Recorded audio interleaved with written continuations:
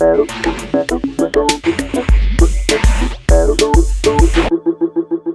Lagache, bonjour. Bonjour. Bienvenue au Buzz Media Orange Le Figaro.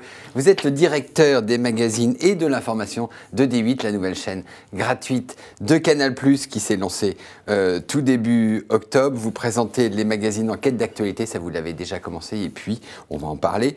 Un deuxième magazine qui s'appelle Enquête de solutions qui débute mercredi. Alors, ce soir, vous aviez pris le risque de quitter M6 où vous avez présenté pendant de nombreuses années Capital pour diriger les programmes de Direct 8 juste 15 jours avant que ce soit racheté par Canal+, et que ça devienne D8, une prise de risque maximum aujourd'hui. C'est une nouvelle chance pour vous? Oui, c'est une nouvelle chance et en même temps, j'ai vécu quelque chose d'absolument extraordinaire pendant un an parce que pendant un an, Yannick Bolloré qui m'avait donc confié les programmes de la chaîne, m'a pendant cette année-là confié la direction d'une certaine façon opérationnelle de toute une chaîne. Donc pendant un an, il vous a soutenu. J'ai eu la chance de découvrir ce que c'est que de gérer un média. Et puis par ailleurs, faire face à cette adversité, dans le sens, enfin à cette problématique-là, m'a donné l'opportunité, je dirais, d'être nommé directeur de l'info et des magazines par Ara Aprikian, le patron de tout le pôle gratuit de Canal. Donc, je trouve que c'est une expérience à la fois très enrichissante et très enthousiasmante. Alors, D8, on a vu, a eu des débuts qu'on attendait un peu plus flamboyants. Vous occupez de l'information, donc le grand rendez-vous de l'information, c'est le 1945 de Daphné Roulier. Ça a démarré, j'allais dire, mollement. Ça s'est redressé depuis? Alors d'abord, je ne pense pas que ça a démarré mollement. Je pense que créer un journal dans une chaîne qui se crée, je ne connais pas un seul journal qui commence par faire de l'audience du jour au lendemain. Donc ça, c'est la première chose.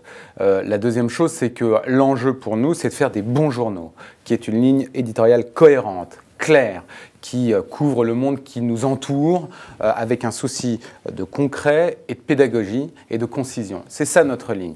Je pense que le journal est en train d'évoluer dans le bon sens. D'ailleurs, on progresse en termes d'audience. Vous en êtes où aujourd'hui ?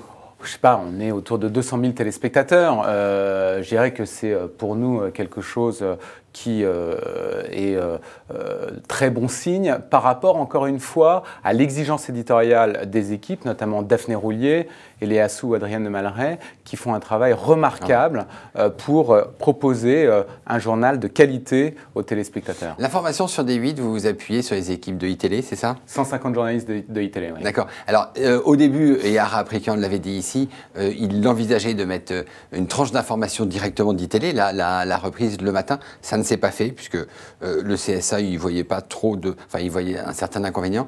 Mais vous travaillez directement avec eux. Comment est-ce que vous faites?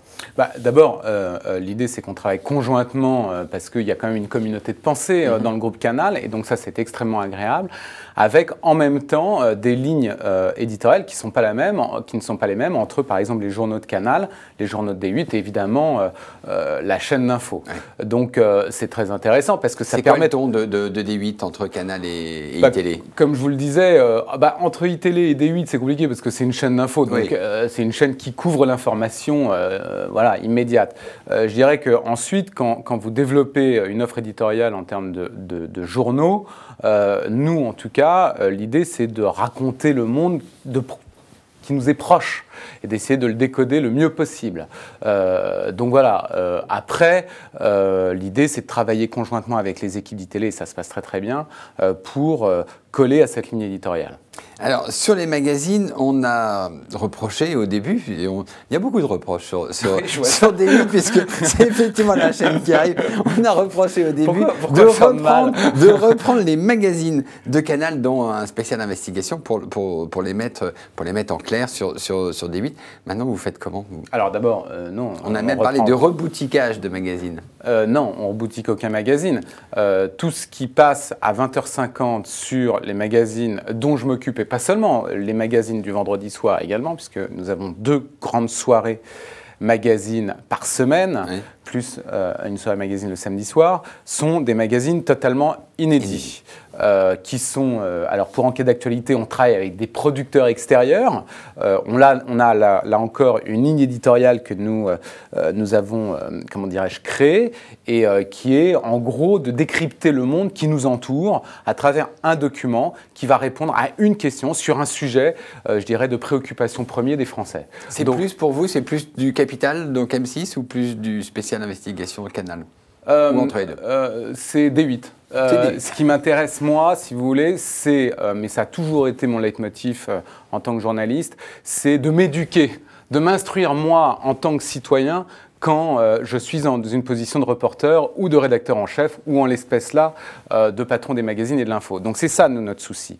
Donc quand on fait la fraude sociale, comme on l'a fait la semaine dernière, où on était 4e chaîne nationale, vous imaginez bien que ce n'est pas du reboutiquage, c'est un document d'enquête extrêmement précis, extrêmement rigoureux, qui a plu, je dirais, à plus d'1 million de personnes qui étaient devant la télévision. Et donc, l'idée, c'est précisément d'offrir aux téléspectateurs des documents qui soient rigoureux, qui soient inédits et qui puissent rassembler un public et surtout, et que ce public se dise à la fin de la soirée qu'ils ont appris des choses. Quelque chose. Et dans Enquête de solution, le nouveau magazine que vous présentez mercredi soir, qu'est-ce qu'on va retrouver? Là, c'est plutôt le pendant d'Enquête d'actualité. C'est-à-dire qu'on enquête toujours sur les problèmes qui font partie de notre quotidien, chômage, logement, santé, mais à travers, cette fois-ci, les solutions qui existent pour me permettre de me donner une perspective sur la façon dont les choses pourraient aller mieux. Alors l'idée, c'est pas, comment dirais-je, de faire le magazine des bonnes nouvelles, c'est d'avoir toujours le même esprit critique, mais c'est d'enquêter sur ces fameuses solutions. Comme par exemple, demain soir, le pouvoir d'achat avec la révolution du système D, comment arrondir ses fins de mois.